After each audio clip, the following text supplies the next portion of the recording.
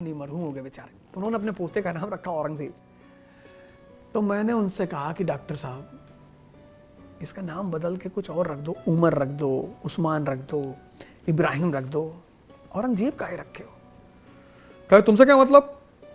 उनका मतलब तो नहीं है, वो तो अपना साम्राज्य लुटा दिया था, ये घर लुटा देगा। गलत नाम नहीं फॉलो करना चाहिए। मुसलमानों की जो एक सबसे बड़ी गलती है, उनके इतिहास में एक से एक नायक है। मैं तो जब मिलता हूं मुसलमानों से पूछता हूं, कैलिफ अल मामून को जानते हो? नहीं, ये कौन थे भैया? अल हारून का नाम सुना है? नहीं, मुसलमान थे। अरे चलो 10 फरिश्तों का नाम बताओ। 10 फरिश्ते? हमारे समाज में, हिंदू समाज ने, किसी ने अपने बेटे का नाम कंस रखा? और यही बात मुसलमान आज तक समझ नहीं पाया। धर्म के रास्ते पे चलना और एक अच्छा राजा होना, दोनों में बहुत फर्क है। औरंगजेब आदमी है जिसको अपने धर्म से बहुत लगाव है। मैं धार्मिक भी तो उसको नहीं कह सकता, उसको अपने धर्म से बहुत लगाव है, लेकिन वो स्मार्ट माइंड नहीं है। पूरे मुगल साम्राज्य को ध्वस्त कर डाला उसने, और यही गलती आज मुसलमानों को बहुत भारी पड़ रही है। क्योंकि मेरा एक मैकेनिक है, गाड़ी बनाता, रहीम, मुखर्जी नगर में। तो जब भी हमें पैसा वैसा कम कराना होता था तो मैं उसके सामने औरंगजेब की तारीफ कर देता था। मैं कहता था, यार रहीम भाई, औरंगजेब साहब जो थे, कुछ कहानी सुना दो उसको। टोपी सिल के पैसे से खाते थे।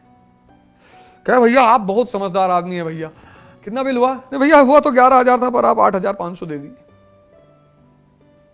मैंने कहा कभी स्कूल गए? कहा नहीं। तुमको कैसे पता औरंगजेब के बारे में? हजरत उमर के बारे में पता है? नहीं।